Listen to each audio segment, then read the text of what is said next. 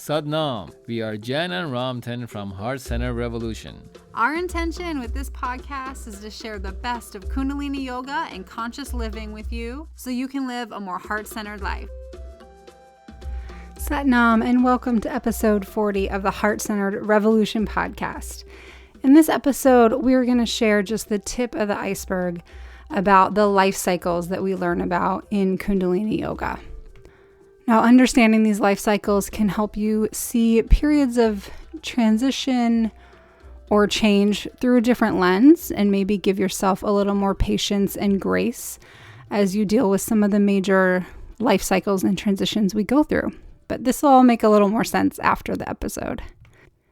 I know a lot of you really enjoyed part 1 of the 10 characteristics of the Aquarian age, and we are going to do part 2 and 3, I promise. But Ramtin was not feeling well this week, and so this is a solo Jen episode since he wasn't able to record with me today.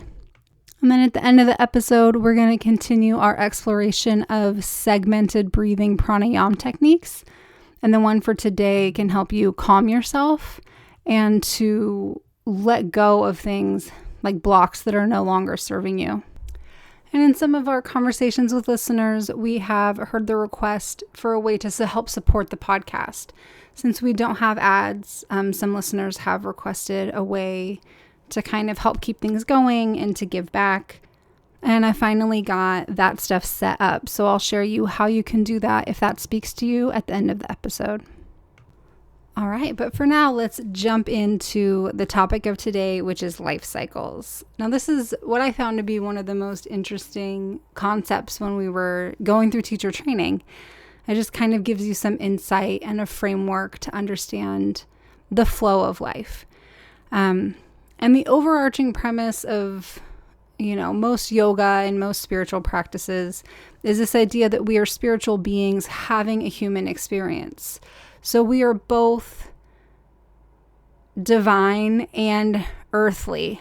And it's this balance of the two, or this, I don't want to say division, but like we're spread across these two realms that can really empower us when we embrace both, and can actually also be really painful if we fully embrace one and neglect the other.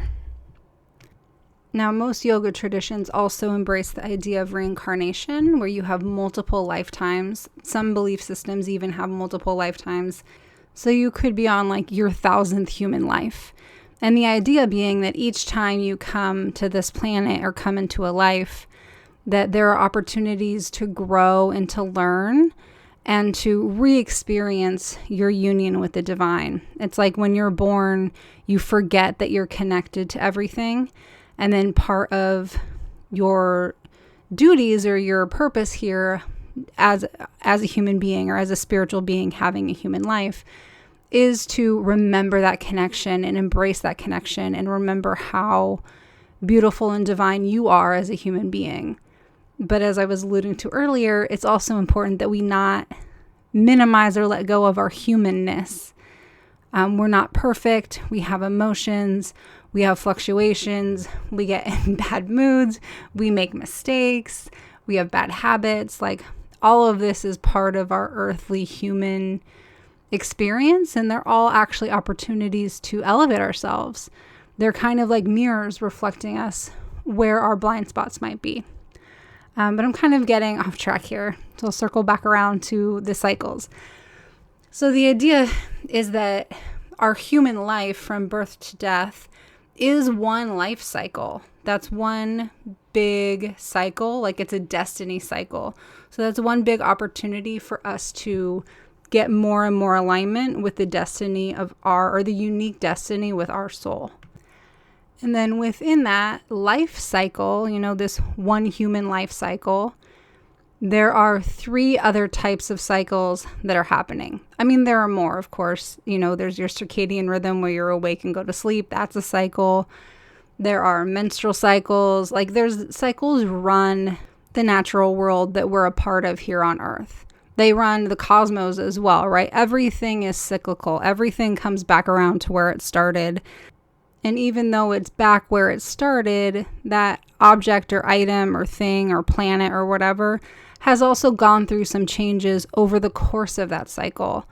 So every time you come back around is an opportunity for reflection, to note what's shifted, and to experience like the same place from a different lens, if that makes sense. So in Kundalini Yoga, we learn about these 3 life cycles, and these cycles really guide the balance between our awareness or consciousness, our intelligence, and our physical, like human body, like our physical health. So these cycles happen rhythmically, and so they allow us the opportunity to review our life, our intelligence, and our consciousness at regular intervals. And what the yogis discovered is that these cycles are really accurate and consistent amongst people, and they're literally encoded into our brain and the glands of our body. This is part of the nature of being human, is having these cycles that help us mature, help us grow, help us evolve into a higher being if we approach these cycles, with some grace and openness. So before I get into the specific 3 cycles, I just want to share this quote that might help kind of illustrate the bigger picture of what's going on, and then we'll dive into each of the specific cycles. So this quote says, it's from the book that we use for teacher training. The quote says, "When you were 1 year old to 7 years old, you loved certain realms. 7 years to 14 years, you didn't. If I take a good bottle with honey, and put a nipple on it, who among you would like it if I put it in your mouth? Will you like it? Not one of you. You can't take it. But when you are 1, 2, 3 years old, all you like is your bottle. So your personality changes because the consciousness changes after every 7 years. That's a set brainwave to which man has no control. You can think, you can plan, you can strategize. After every 11 years, your intelligence will change. These are the things over which you have no control. After 18 years, your lifestyle will change. It will not be the same because your energy, your maturity, and your experience will force you to change." Okay, so these cycles, they function kind of like tides of energy. And so they help pace your personal development. It almost like spreads your personal growth across your lifetime so that you're not going through too much at once, although sometimes it does feel that way. Each cycle has a pretty set timeline or like number of years that it takes to go through the cycle. And I'll share those as we talk about each one. But just keep in mind that significant like environmental, psychological, or health factors can kind of create a shift in the pattern of that cycle, or might move it forward or back. And so I think about that with this year of 2020 and like people's consciousness. I think there's been a lot of awakening of consciousness this year because of what we've been experiencing as a collective. And so there might be shifts in consciousness, like great shifts in consciousness that are in alignment with this cycle or the maturity of human beings, like of our planet or of our species. And so those consciousness shifts might be out of sync with like your personal life cycles that we're going to talk about here. So it's not like these are the only opportunities for growth. They're just kind of the patterns that happen innately. And then the goal of learning these life cycles is so that you can approach them with grace and with, your Kundalini yoga practice or your spiritual practice, and approach them with the motivation and intention to use these shifts as an opportunity to mature and to grow as a spiritual being having a human experience. All right, so let's dive in. And so I'm just going to share really just the tip of the iceberg with these life cycles.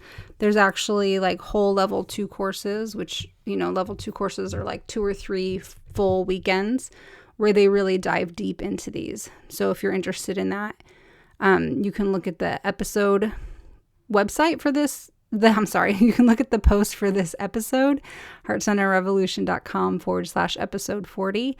And I'll have links if you want to take one of the deeper courses from the Kundalini Research Institute. Okay, so the first cycle that I like to start with is the cycle of consciousness. And so the cycle of consciousness goes around every 7 years. So the idea is that every 7 years, the fundamental sense of your identity evolves and it deepens and it builds on the wisdom of your experiences. So it's kind of like you're gathering experiences for 7 years, and then at 7 years old, it kind of consolidates and you get this new identity, this new perspective. The things that shift are like how you understand the world and what your priorities are. Now, a lot of these cycles are easiest to see in children if you're familiar with, how children behave at different ages. Because those first few cycles are where we're consolidating the most growth and the most change. And then as we get older, the cycles continue. You can continue to have a consolidation, an area of growth and shifting every 7 years in your consciousness. But it can be more subtle than they are, when you're 7 years old, 14 years old, 21 years old. So to kind of elaborate on that a little bit, because I know these are kind of abstract concepts, this might be a good episode if you're intrigued by this idea to listen to a couple of times. So a child from birth to 7 has a very different understanding of how the world works and very different priorities than children between 7 and 14. And then again, kids between 7 and 14 tend to have very different understanding of how the world works and different priorities than children from 14 to 21. The idea is that these markers, 7, 14, 21, there's a big shift in how we understand the world and what our priorities are. So like, for example, that 14 to 21 age range, like our priority is usually peers or at least social network, social structure, kind of where do we fit in is a big priority for that time period. Before 14 and after 21, it kind of becomes less important. So I created a visual, like a graph of all of these so you can see the cycles on a timeline so you can find your age and kind of like where you're at in all of these. And that'll be at heartcenteredrevolution.com/episode 40. But just as you're listening, if you're curious, these shifts happen at age 7, 14, 21, 28, 35, 42, 49, 56, 63, 7, 77, 84, 91, and 98. So if you're on or near one of those ages, you can kind of evaluate, like, do you feel your identity kind of consolidating and going through a transformation? Do you feel a deepening of your understanding of the world around you and of yourself? And do you feel your priorities shifting? And now keep in mind, these shifts might not always feel pleasant. I'll talk more about it a little bit later, but when these cycles get close to one another, like if you have cycles shifting all within a couple of years, then there can oftentimes be major life changes and sometimes life crises around that time. So these cycles, like these ages and cycles, are often associated with change, and a lot of times that change can be scary or unsettling or any of those things until things settle out and you kind of get on the other side of it. Okay, the second cycle that's part of the 3 life cycles is the cycle of intelligence. And so this one cycles over or lasts 11 years. And it has to do with the way you apply what you know to solving problems and just like the horizon of your intelligence. So that's what the cycle of intelligence refers to. It's really like your ability to use your knowledge to solve problems and to see the big picture and see all the potential solutions that are available. The big thing that shifts around this time is how we use our intelligence to affect our actions. So again, you might spend 11 years like gaining information and studying and kind of putting it in your mind. And then at these 11-year marks are where it really consolidates and shows up in our life, mostly in the actions and behaviors that we choose. So this might be how we relate to others, the habits we choose to keep. And again, I find it easier to think about this through kids, maybe because I work with kids. So I apologize if you're not as familiar with like the subtle differences between, like a 9-year-old and a 14-year-old, which are not so subtle. But again, this shift in intelligence occurs every 11 years. So when you think about the ability for someone to think intelligently through a situation or a problem, there are major differences between a child who is like 11 and under or 12 and over. Like someone who's 11 and under has a hard time coming up with novel solutions, and they're usually kind of repeating or regurgitating or modeling what they've been exposed to. And there's nothing wrong with that. It's just they're just, those first 11 years, they're kind of gathering information. They're gathering their intelligence. And then at 11, it consolidates a little bit. And then they're able to kind of have that base intelligence of what's been modeled for them. And between 11 and 22, they're able to kind of build on that intelligence, but oftentimes with trial and error, right? So 11 to 22-year-olds aren't so great at thinking ahead, at cause and effect, at understanding the full impact of their choices. And that's not because they're bad kids or there's anything wrong with them. They just are only in their second life cycle or like intelligence cycle. So all they understand are the things that have been modeled to them from 0 to 11. And they need this time period from 11 to 22 to kind of experiment, to be honest. It's trial and error. They try things and see what happens. And then around 22, all of those experiences consolidate. And from 22 to 33, then there's another period of time where, again, you're gathering life experiences. And then at 33, those experiences consolidate and you're able to apply your intelligence in a different way. You're able to understand cause and effect in a different way. You're able to identify, like if you have a problem, you're able to identify many possible solutions, even solutions that have never been modeled for you or that you've never tried yourself. So again, there's a chart at heartcenterrevolution.com/episode 40.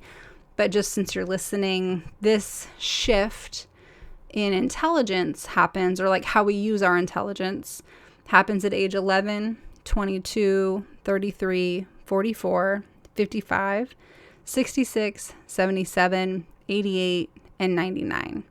So if you're on or near one of those ages, you can see if this resonates with you. Like, do you feel like you're going through a time period where your experiences are really consolidating into a new way of choosing your actions and seeing the world and solving problems? And again, this might not always be pleasant. Changing how we behave often gets backlash or response from other people. It can bring up a lot of dynamic issues with people that we're in relationships with, because as you change and grow, then the whole system around you, your family system, your work system, social network, has to adjust to that change. And a lot of people will have a reaction to that. And so I don't want to ever imply that these cycles are all glorious, like opportunities to elevate your consciousness. I mean, they are glorious opportunities to elevate your consciousness. But they're just not always pleasant, right? There's oftentimes some pain or difficulty or stress or something associated with shifting our consciousness, shifting our intelligence. All right. The third life cycle happens every 18 years, and this is the cycle of life energy. And this is like your physical body goes through a process of maturity and change. And so every 18 years, we have an opportunity to review our physical health and vitality, plus the overall quality of our life. And so this happens at age 18, 36, 54, 72, 90, and 108. And I find this really interesting. I think this life energy cycle is one that's most commonly kind of accepted in Western society, probably because it deals with our physical body and something that's a little bit more mainstream than, cycles of intelligence and consciousness, which is a little more in the woo-woo spiritual realm. But because our society is more focused on physicality, I mean, they haven't designated these ages specifically, but like we do kind of categorize people around these ages. So like childhood is 0 to 18. And then young adulthood is 18 to 36, right? Like you think of someone around that age as a young adult coming into their own. Adulthood, like full-blown maturity adulthood, 36 to 54. And then middle age is 54 to 72. And then seniors, 72 to 90.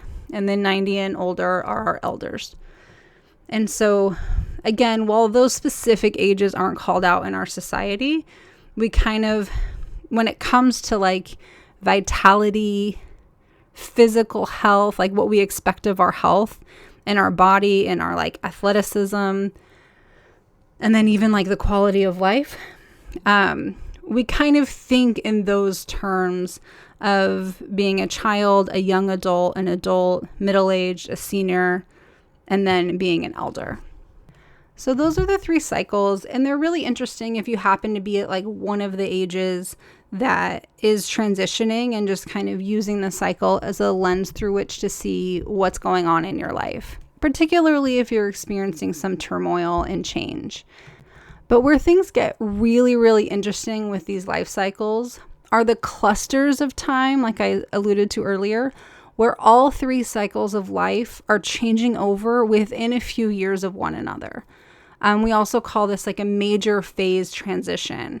So if your, cycle of consciousness, cycle of intelligence, and cycle of life are all shifting within a few years of each other, that's when you can kind of start feeling like your life is chaotic, like things are falling apart or breaking apart, or you might feel like a dark night of the soul.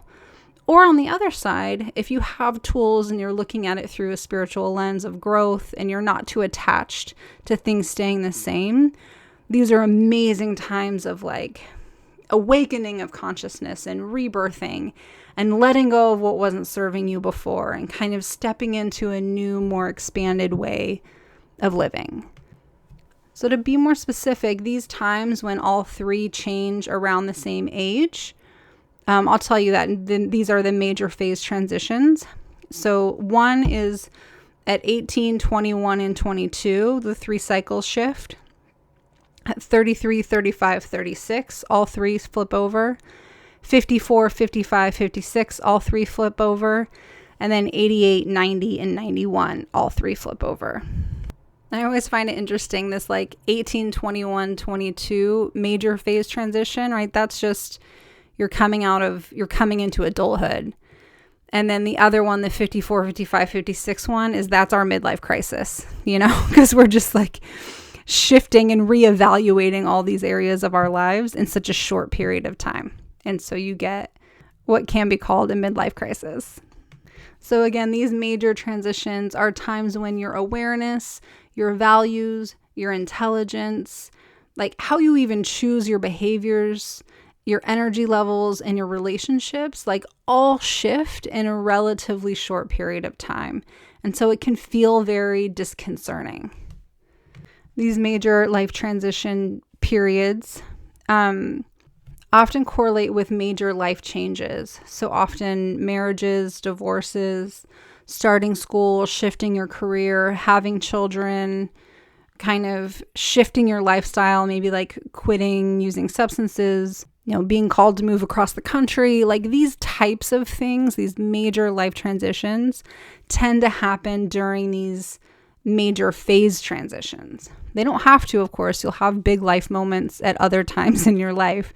But when there's multiple changes happening, they often are during these clusters when your life cycles are all transitioning within a short period of time, relatively short period of time. And again, if you don't have the tools, if you don't have a meditation practice or a way to ground yourself or a way to be connected with like your soul, with the truth of who you are, that inner vibration that never changes, like your consciousness can change, your intelligence can change, your like lifestyle, life habits can change, but that inner vibration of your soul stays consistent. And so if you can really connect with the inner, that true you that is you, then as these other parts of yourself evolve, then it's a little less disconcerting, because it's almost like you can observe it. You become the observer of like, oh, it's interesting. Like, I used to think this way and now I don't think that way. Or I used to react to a situation this way and I don't react that way anymore.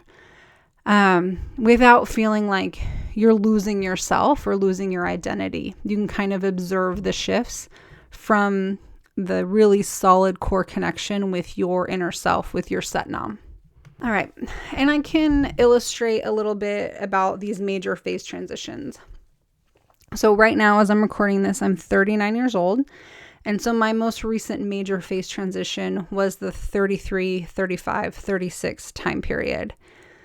And in my life, the shift that I associate with that, major phase change was when I started Kundalini teacher training. So I actually did teacher training when I was 31. So that's, a year and a half before the quote unquote official, cycle of change that would have started at 33. But it very clearly was like the precursor to then all these changes that occurred in my life. And so around that time period, I became vegetarian. I met Ramtin. So after being single my whole life, like literally my longest relationship was 3 months, and I had like 2 of those by the time I was 32. So I went from fully single nearly all the time to meeting my future husband and being in a long-term committed relationship. I became vegetarian. During that time period, I had the opportunity to live with my parents as an adult as we were transitioning. Ramtin and I were transitioning, where we were living. That's another transition, right? We moved from Los Angeles to Orange County. We live with my family of origin, which offered me an opportunity to really heal some of the stuff from my childhood and adolescence. And I had a great childhood, but as wonderful as parents can be, there's always things that need healing. And so it was that time period where I lived with my family 2 separate times for like 6 to 9 months, and really had an opportunity to clear some of what I'd still been holding on to from childhood. Let's see, during that time period, I got married, which was a big identity shift for me. And then at 36, which is when your cycle of life energy, and I don't think I said before, but life energy has to do with like your physical health and your lifestyle choices. So like a lot of times it's like diet and exercise, but it can be other things as well. But at 36, I had it's interesting. I was going to say it was my first real medical issue, but that's not true. So, and now it gets even more interesting. So for my life cycle, this one is the one that happens every 18 years. And so at 18 to about 20, is the first time I ever had a medical issue, and I had like really severe menstrual cramps to the point where I would like go to the emergency room and be like, what's wrong with me? And I couldn't function. Like I couldn't go to college classes and stuff like that. So that happened for a couple of years when I was 18, 19, and 20. And so again, that's in that 18, 21, 22 cluster, but more closely associated with the cycle of life changing over at 18, which is when you're addressing and consolidating like your physical health. And then at 36, which is part of another cluster that I was telling you about before, the life energy cycle flips over again. And I got an inflamed bladder. And so I was having symptoms of that for, 6 to 12 months. It was kind of a long process. But the difference of the two, right? So like I'm 18 and I have these severe cramps. I've never had a medical issue in my life. And I just didn't have a construct or a practice or a way to understand how my physical health was linked to my mental health and my emotional health. So I kind of just grinned and bore it. Like I went to the doctor and made sure that nothing was wrong. But other than that, I like didn't do anything with that experience. Looking back, I can see that it was probably related to my like lack of embracing femininity and my womanhood, and kind of just being, anyways, I'm getting way off on a tangent about that. But the point being that in my experience, as my life cycle or my life energy cycles rotated at 18 and 36, those happen to be the only 2 times I've ever had medical issues. And so it's just really interesting. And then the one at 36, when I had the inflamed bladder, I was really able to, again, treat it medically and in this human body. Like I needed to do things like acupuncture and change my diet. But I was also able to see it through a lens of like what emotional things are going on that I need to heal to release this, what lifestyle things am I doing that I can shift, and things like that. So it was a much more spiritual, easy process. I wasn't resisting it. It was more like, okay, this has shown up in my life and this is an opportunity for me to grow and learn and see like what things have I not been dealing with that are showing up physically now. Okay. So I meandered a little bit there. I hope you don't mind. It's just so interesting when you really sit down and look at these things. So again, the diagram and links to more information are on heartcenteredrevolution.com/episode 40. And then before we get into the pranayam, I wanted to share with you how you can support Heart Centered Revolution, this podcast, or just us in general. I so appreciate, I get emails and Facebook messages and Instagram messages all the time from listeners who find our podcast and enjoy listening to it. And then some ask for a way to contribute, since we don't have ads, and there are some costs and obviously some time associated with producing the podcast. So if you would like to help support our podcast, you can go to our website at heartcenteredrevolution.com/support. And I set it up where you can just check off how much you want to contribute, or you can enter your own amount.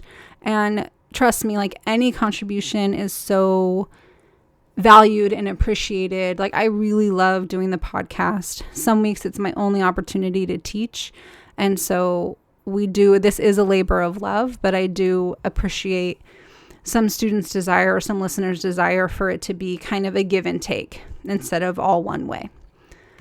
So that's why we set up the website. Again, it's heartcenteredrevolution.com/support. And then if you prefer, we're also on PayPal and Venmo at Heart Centered Revolution. And so you can find us there if that's easier for you. And if you don't feel called to contribute, that is beautiful as well. Or if you wish you could and you can't afford it, then what I would just ask you to do is that you just forward, pay the energy forward. And so we put effort into this, and if you get value out of it and you want to contribute but you can't, then find ways in your life to contribute. Find ways in your community and your family to help elevate those around you. And that is another wonderful way for there to be an energy exchange. Okay, beautiful. We're going to transition now into our pranayam for the day. So please just close your eyes. Come sitting up nice and tall, elongating your spine. Tilt your chin slightly down and back so you feel an opening in the back of your neck, lifting the crown of the head nice and tall. Let's roll our shoulders up, back, and down. And we'll begin just by taking some long, deep breaths. So inhaling, filling up your belly, ribs, and chest. Exhaling, releasing your chest, ribs, and belly. Continue breathing in this way, filling up your central cavity, lungs, shoulders, and then exhaling as everything compresses, releases. Take a few more deep breaths. As I share with you that the segmented breath we're going to do today, the pranayam we're going to do today, brings in a calming energy. It helps you release blocks and let go of that which no longer serves you.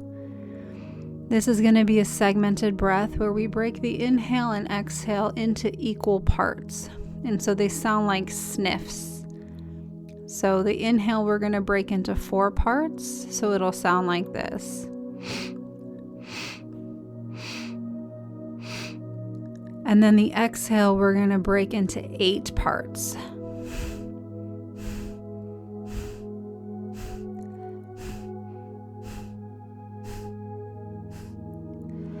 So this is the opposite of what we did last episode. Last episode, we inhaled 8 and exhaled 4, and that was an energizing pranayama.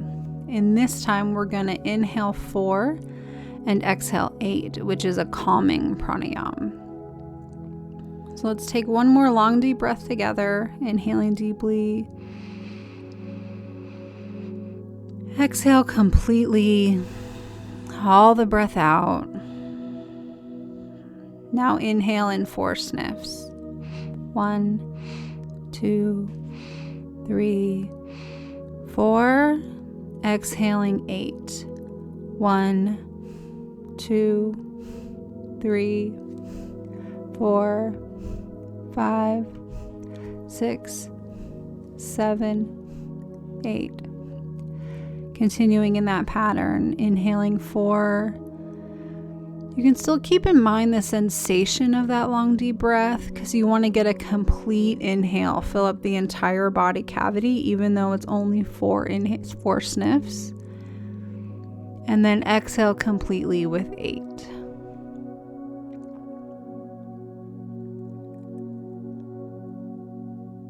Inhale 4.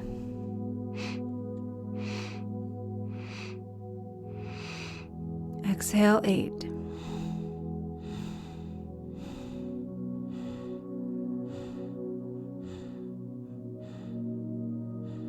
Inhale 4.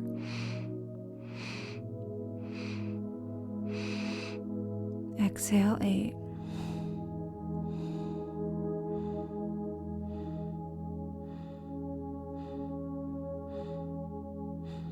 Inhale 4.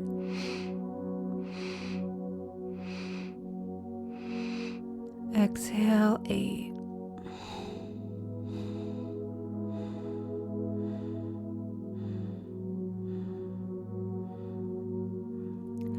Continue with this pattern, noticing that the inhale sniffs are longer than the exhale sniffs. They don't have to be equal. You just want to break an entire inhale into 4 parts and your entire exhale into 8 parts. And now this breath has us emphasizing the exhale because there are 8 sniffs out, which is where the releasing and letting go comes from. So as you do your exhales out, your 8 sniffs, you can tell yourself that I'm letting go, releasing, letting go, releasing, letting go, releasing.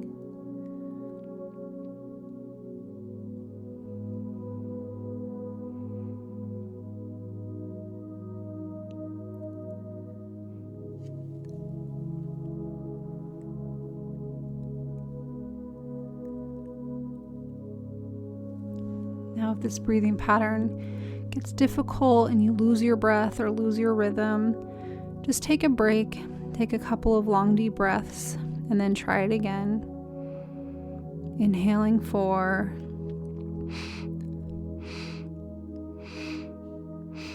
Exhaling 8.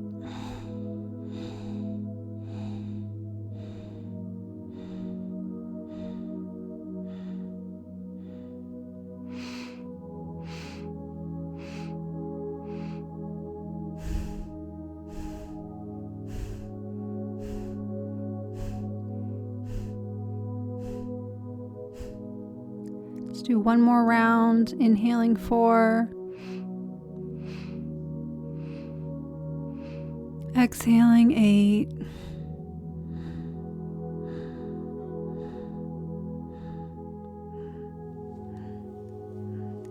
Keeping your eyes closed, take a deep inhale all together now.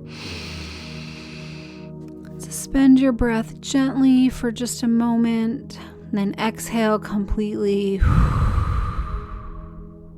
Inhale again. Suspending your breath. Exhale. And checking in with yourself. Taking a note of your mental, emotional, and spiritual state. Noticing how this segmented breath pranayama for calming energy, for releasing blocks, and for letting go impacted you today. Remembering that these practices are always here for you, and they take just a few minutes to create a big shift. And when you're ready, you can blink open your eyes. Beautiful. All right, well, that is it for this episode of Heart-Centered Revolution podcast. As we discussed, if you want some more information or resources about the life cycles, you can visit the post for this episode, which is heartcenteredrevolution.com/episode 40. And if you'd like to support the podcast, then you can go to Heart-Centered Revolution /support, or you can find Heart-Centered Revolution on PayPal or Venmo. We love you. Thank you so much. Bye.